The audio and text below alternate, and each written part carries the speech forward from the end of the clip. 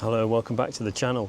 It's time for a job I've been putting off for a few weeks, waiting for the right weather and to have enough time. Today we are going to change the chain and sprockets on this 2022 CB125F. Big credit where it's due to Nick of Nick's Bikes for going first. I've watched your video several times. Appreciate you, buddy. Let's go. I bought this chain and sprocket set from Wimoto. You can try changing just the chain separately, but really I think they should be changed together. Apart from the supplies, here are the tools you'll need. Various spanners. I've got a 1/4 inch ratchet with 8, 10 and 12mm sockets. Also 14, but the 14 might be better off on a bigger 1/2 inch driver. And I've got a torque wrench for doing the rear axle backup. Also needed a pair of long nose pliers to take out the cotter pins. I needed a 5mm hex to undo the pannier rack. I've used this to help adjust the chain tension, make sure the back wheel is straight, and I've got some grease to add to the bearings and seals when you refit them and clean them to make sure they're working well. You'll probably also need a new cotter pin. Treated myself to a selection that should last me a long time. And you'll also need a bunch of rags and tissues because you are going to get covered in grease. Is it obvious that I've already done the job and these are the tools I actually used? First of all, how do you know the chain needs changing in the first place? Well, it might have come up on your MOT test, or you might have noticed that you get tight spots. So when you try and adjust the chain tension, some bits, there's a lot more tension than others. And I think the reason that happens is at first the chain and the teeth mesh perfectly, but as they wear there's a little impact each time the chain comes off the sprocket. There's a little impact, and in some bits that will wear more than others. You can also try this. If you pull on the chain at the back of the sprocket here, they say if you can uncover perhaps half a tooth. You see how there's a bit of movement in the chain on the hole? Is a sign that it's a little bit worn. To get access to everything, we're going to need to remove the seat. And the left side panel.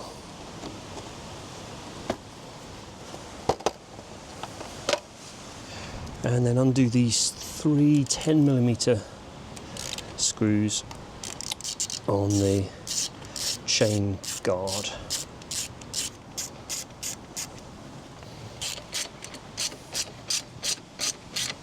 And you can just take the chain guard off the back like that. There we go.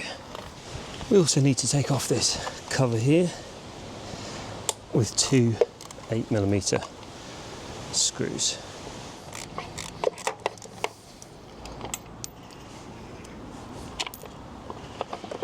And this is very greasy. This is the front sprocket cover. This has popped off here. This metal piece here just fits on those pegs. And it's the strong part, I guess, protecting the front of the chain, or protecting you or the engine from the front of the chain. Now I'm sticking with the original sized front sprocket, and I know some people have gone up a tooth to make the bike faster at the expense of power. I'm not going to do that. I'm staying with the stock arrangement because this is quite a tight fit, and to fit a larger sprocket in there you really have to grind away some of this metal, which I didn't fancy doing. Okay, let's put the bike in gear. And then we can loosen this sprocket with a 10mm. Before I do, there was some question about whether this sprocket should be tight on the spindle, so let's just check. Yeah. Before removing it, it does move up and down on this spindle, which it's supposed to. Now this is going to be a greasy job. Oh yes. This plate comes off here, and the whole sprocket can be pulled off sideways. a little bit of a wiggle. There we go.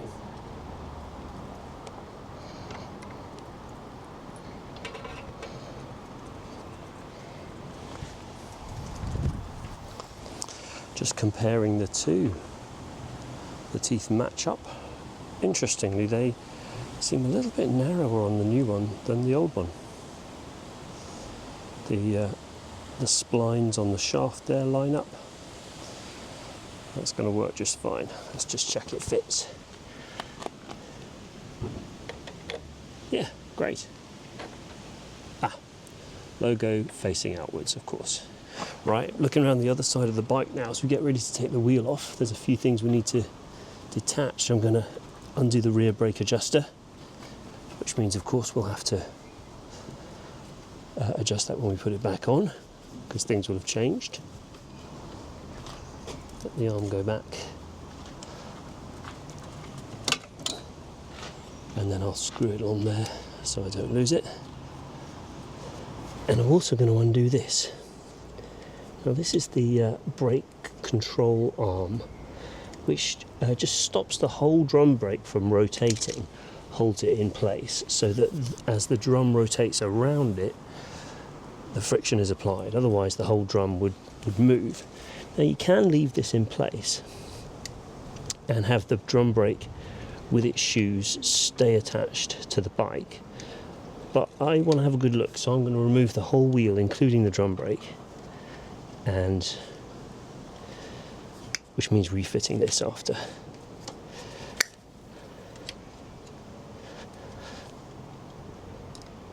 Just got to remove the split pin there.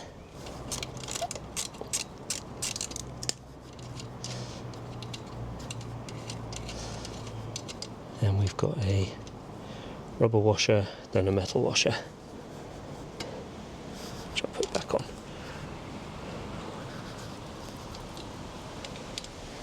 And now it's time to remove the axle. We've got a 14mm spanner on the left and 19 on the right.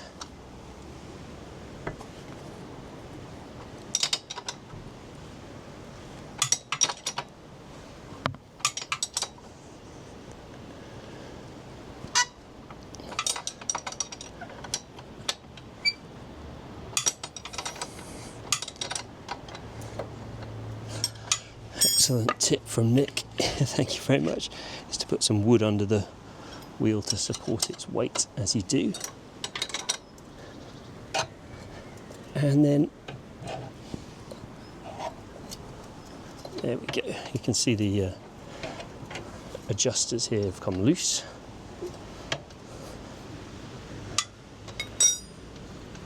And then when we take it off, I want to note the order that things go. So we've got this on the right hand side, and then as we jiggle out the axle, there's the spacer just inside the swing arm here.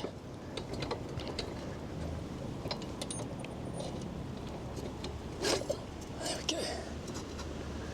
Then the brake, then the wheel and brake.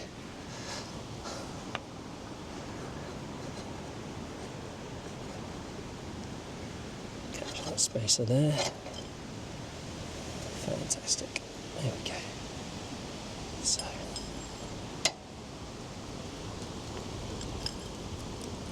put things back on in the right order so we don't lose anything. Let's finally get this wheel off.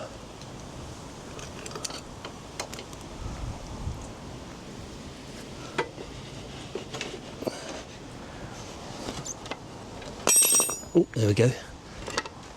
Okay, a couple of precautions here. We do not want to get any dirt or grit into the bearing. And on the other side, here's the brake, which I don't want to, I'll take it out. I don't want to get any dirt, and I definitely don't want to get any grease or oil on the friction surfaces, because that would possibly win you a Darwin Award. So just for now, let's take out the brake. There we go. And pop it there. What was that? Oh, that was the centre pin for the brake lever, like that. Let's take a look at a couple of things while we've got the chance. So inside the drum here, this is the friction surface for the drum brake, which we will not touch with anything greasy. But there is some brake dust in here actually, which I'm going to wipe out with a clean tissue. I don't know if that's essential, but we want to stop it building up, which could reduce the effectiveness of the brake. Do not blow this out unless you are very carefully protecting your eyesight. Somewhere in the garage I've got a can of brake cleaner if things were looking really serious, but this is coming out quite easily. And we can also see the wheel bearing here, which we can just check is very smooth and there's no play at all. Looking at the other side, I've got one of the cush drive rubbers left there, which we'll show you in a moment. We've got the other side of the bearing, which again is good. There's grease on the bearing, which is great. Let's just spread that out a bit. And I'll show you how this works. This is called a cush drive. Because it's especially because it's a single cylinder engine, the power doesn't come very smoothly. Each time you get a power stroke from the engine, you get a little burst of power. So it's not a smooth push, push, push.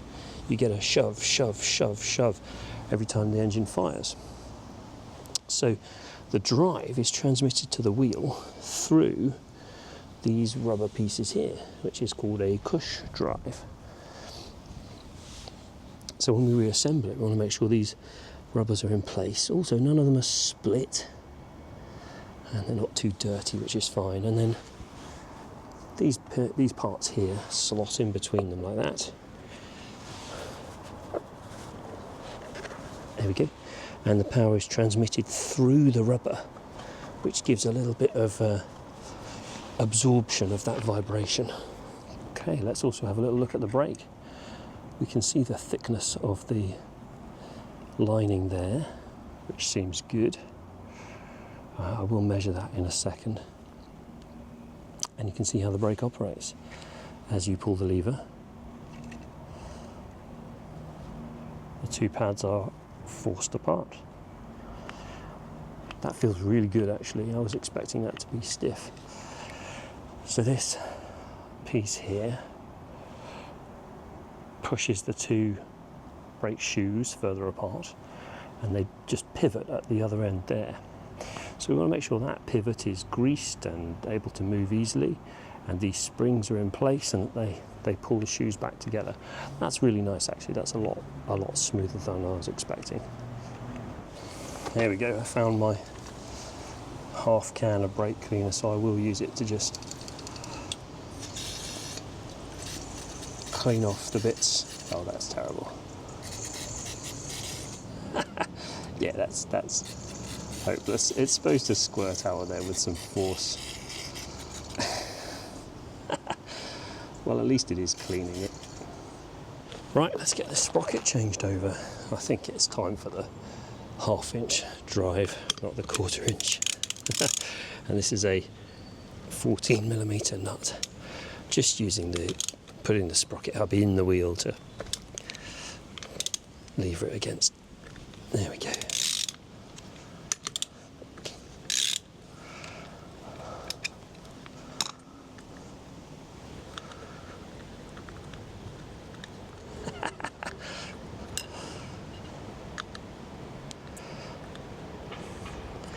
You know, some jobs are slower because you're filming them.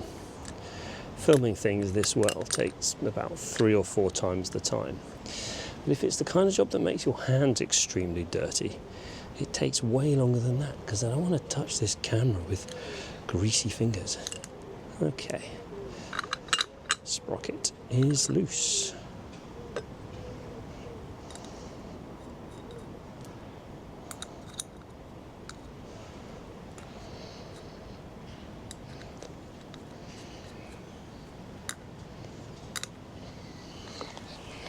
And it's time for the moment of truth. Do they match?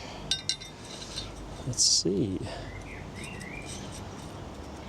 Yeah, as before, the teeth are actually offset when you line the holes up, but that doesn't matter because they both were, weren't they?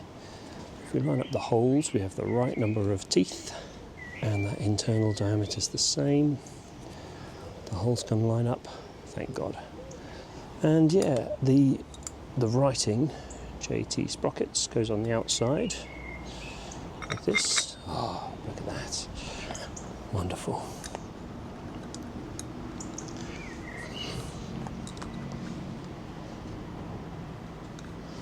And we'll do up the nuts. Now I don't have a torque wrench setting for these nuts, so I'm just going to do it to a sensible amount. I feel roughly the same as when I removed them. And it may be pedantic, but good practice would be to tighten opposite nuts. So this one, then this one.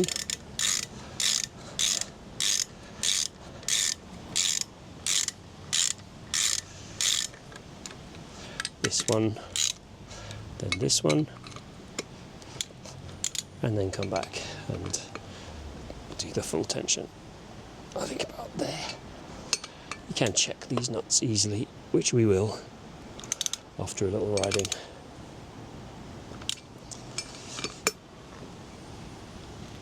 There we go. That can go in the museum. Give it away as a crappy prize. I'm going to inspect the condition of this rubber seal here, which is what stops dirt from getting into the wheel bearings, which would wear them out sooner. We've looked at the condition of the cush drive here. We don't want any bits of dirt or grit which would wear them prematurely. And this bearing here, let's just make sure we've got some grease on there.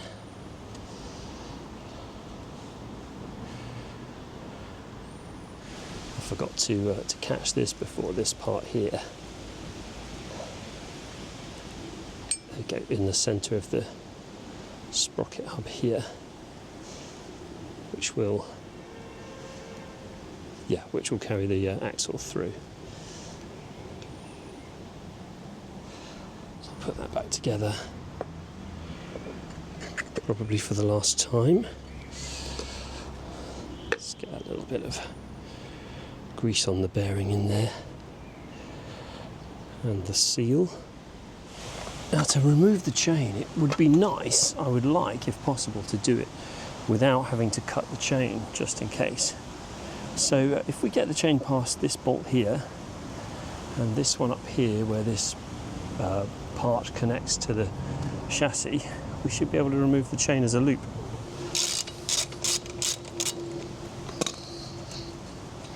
This one's not under a lot of tension, it's fine. Yeah, no problem at all. So we'll pull the chain past that. I'll put that back. You know, with some jobs, the number of parts you've undone and you're mentally keeping track of increases. So it's nice to put bolts back where they belong and do things up where possible. Now this would be a lot easier if it weren't for this pannier rack. I'm going to have to disconnect it there before I can swing this piece up. Come on, GV, why would you include a 13mm nut?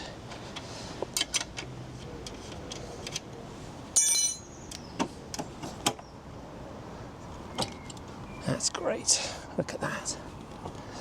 This bolt here is actually going through the swing arm, so I don't want to undo that one. That would be not good. Look at this. Oh, look at that. Wonderful. We're free.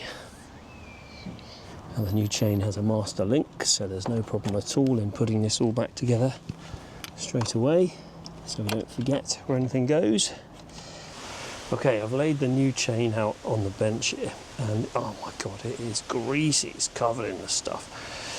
Now this chain has a master link, so let's check we know how to put it together before we get started. This is an O-ring chain, so there's grease inside these links here, unlike a bicycle chain, which is kept in place by the O-rings. So, nope, I thought that didn't fit.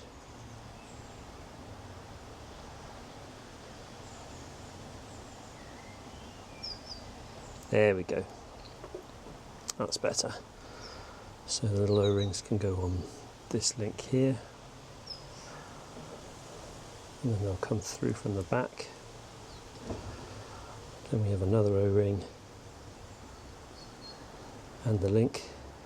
That's it. And when we squeeze that together, we can put the link on there. But before we do, let's compare the length, because I suspect we're going to have to remove some links here.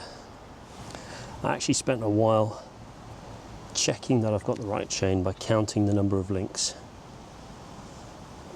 and holding up the new chain. And then I'm just going to go around matching up the links carefully, making sure I'm not skipping any, one for one. Okay, I feel we've understood everything about the chain now. We're ready to start putting it on. And to make it easier, I'm going to put a little bit of the grease in these holes first.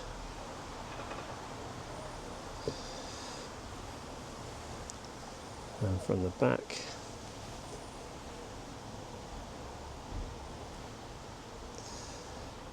And on the O-rings here. So when we're ready, we will just be assembling the master link there. I'm going to grease the axle in advance, so when we're ready to insert it, we don't have to do that.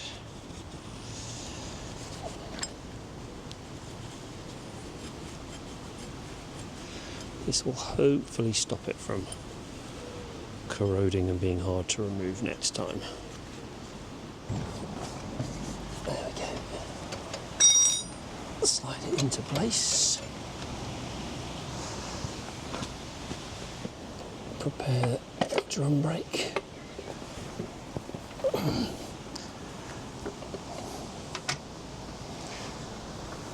And then we'll use the wood to lift up the wheel.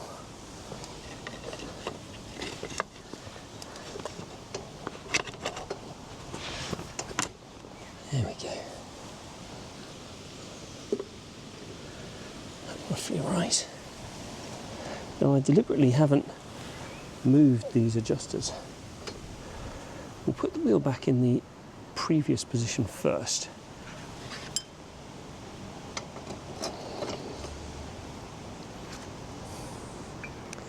And then we'll be adjusting it forwards or backwards as we need to.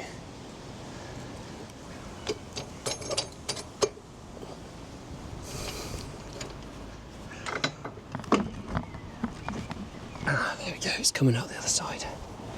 So we can put the spacer in.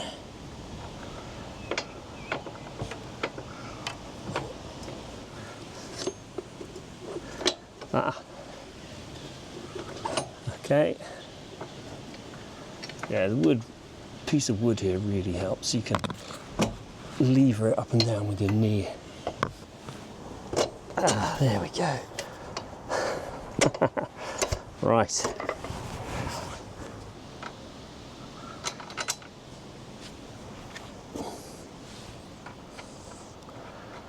There we go.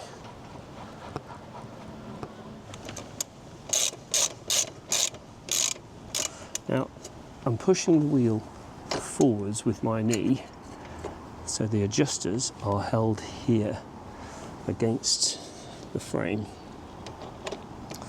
The adjusters can pull the wheel back, they don't really push it forward. So as I tighten it up, I can feel the wheel straightening up under my knee. Now we're going to need to change this position, so oops, that's a bit loose. There we go.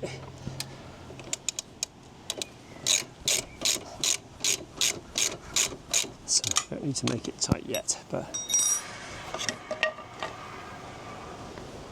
there we go. That is great. Right, I can see a little problem. The drum brake is definitely in the wrong position, and the axle's tight enough that I can't move it until I can just, there we go, until I can just turn the drum brake, and I might as well just pop that on for a minute. Right, now this is so important that it doesn't really bear thinking about. Let's get this right. The brake control rod here holds the brake, stops it rotating. So we'll put that, the rubber washer, then the metal washer first, second. Oh, that doesn't feel right, does it? The video was extremely helpful. I was wondering why I couldn't get this tight enough to get the split pin through, and it's because the nut that it goes on has 2 diameters. Basically, this arm is not pushed far enough onto the brake. Just have to loosen up the axle to do this. There we go. That's it. So that goes on there. Then the rubber washer and the metal washer. Fantastic. Thank you. You saved me a lot of confusion.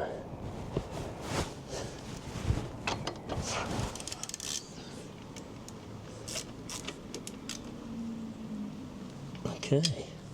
Now, there comes a point in every man's life where he needs to buy his own set of split pins.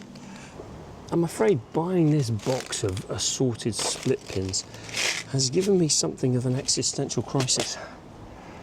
Because, you know, I don't need that many split pins, do I? I need one. That one.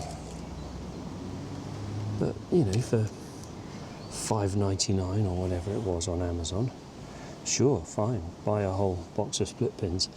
And you think, well, that's okay, because, you know, that will see me through any mechanical jobs I need to do.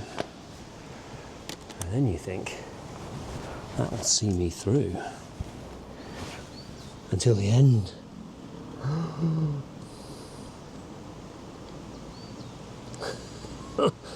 Existential dread. One step in the art of motorcycle maintenance. Right, those are longer than we need. Let's trim them down.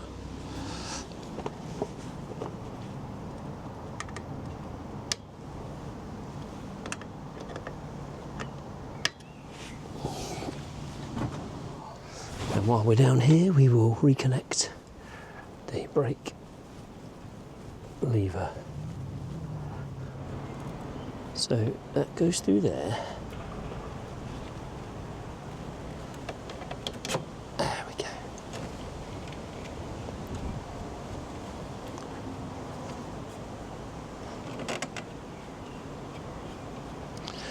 Now, a smart person would have marked where the adjuster came up to originally, just as a guide. But we will never know what a smart person would have done, because unfortunately Richard was there instead. We'll leave it there for now and we'll see. Nice to take a short break while it rains.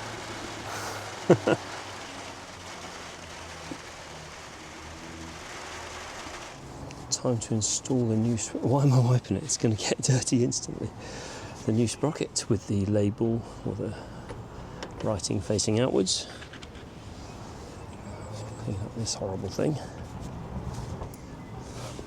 Ah, I see. Okay, this slides on the shaft with these keys to make it go the right way, and then it twists once it's on there, so the sprocket can't come off accidentally.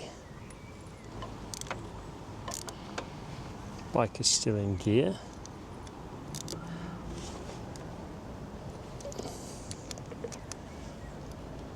Just the right amount. So locate that on the rear sprocket to hold it up, and then I think I'm going to need to, what gear are we in? There we go, neutral. Oh, that worked quite well. I can turn that around there. Oh, love the gold colour. How cool is that? And then maybe if I can get the... Right, okay, great. Right, so with no real tension on the chain, we can see that they are 1 tooth further apart than they should be, which is perfect because the adjuster is still further back. So I want to move the wheel forwards. I'll move it right forwards, and then I can connect the chain and then pull it back to give us the right tension. So we hold the 12mm nut still and undo the 10. And then because we are not doing any kind of adjustment yet, we'll just back them off completely. Plenty of space to let the wheel go right the way forwards. And I'll do the same on the other side. Let's loosen the axle. Nice and loose. And push the wheel all the way forwards. There we go.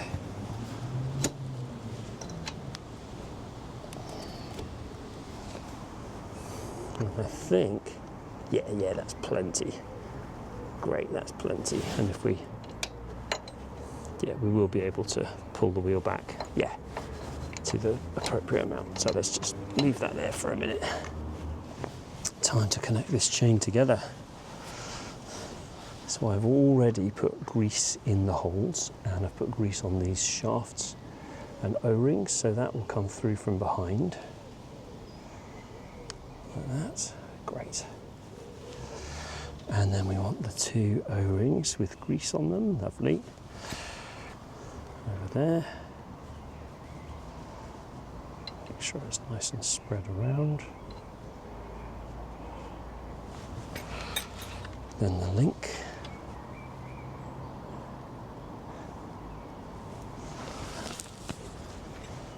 Then we can squeeze the links together.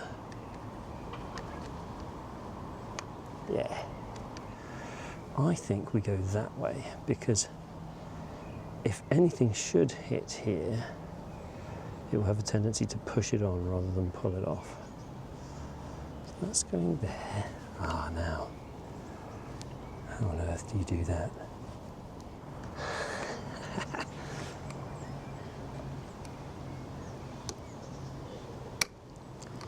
Yeah. Ah, there we go. Just making sure that this link is well seated. And it's split apart there and come back together. And the 2 halves are, nicely surrounding that pin. Oh, look at this. Oh, so good. Next job is to set the tension on the chain. And we've got a whole separate video about that, which I will refer you to here. But for now, I'm just going to get a sort of rough tension there and then tighten up the adjuster. Just a very rough idea. And then I'll start to make adjustments. But that's a bit of a fiddle. I will link to the video above and I'll come back when that's done. Right, the chain tension is all set. I'm happy with it. So now I just need to adjust the rear brake adjuster here. Yeah, we just wanted to push the brake pedal down about 20mm before grip. Let's go a little tighter.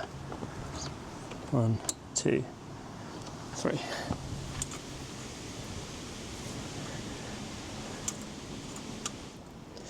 Again, link above, so you can find out how to do this. we have disturbed the brakes, so I guess we'll take it a little easy for the first little while. Make sure the rear brake is bedded in okay. Time for another little tip. I read about this thing that train drivers in Japan do, where they point at things as they are supposed to notice them. Right, they point at speed signs as they pass them, and they point at dials on the train. Seems unnecessary, but pointing at something is a way of making sure you notice it. So as I look around the bike, I'm pointing at everything that I undid. Yes, checking I tensioned it properly. The cover will go back on there.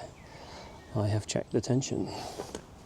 I have tightened these to the torque, 54 Newton meters. This one I disturbed for the suspension. Let me just grab the spanner and check. Yeah, that's fine. We did these. We tightened these against them. We tightened this. We torqued the axle. We adjusted the brake. Chain guard's pretty important for safety. You could easily get a trouser leg or something in there without it.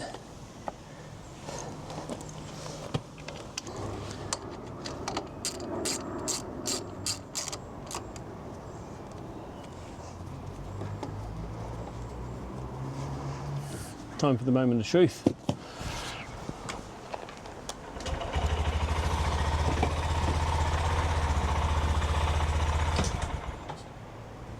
Yeah.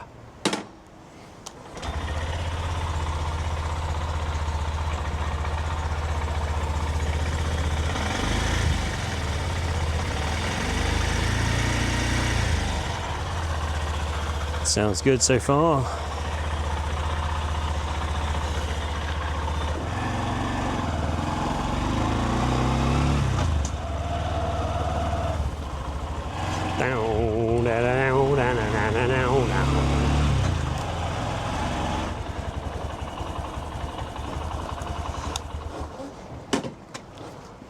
Right, I am well chuffed with that, and it looks great too. Yeah, the bike has done 106,000 miles, and the guy in the MOT said you've done well for the stock chain to have lasted that long. So hopefully this extra heavy duty one will last longer than that. Thanks for watching. I'll see you on the next one. Bye.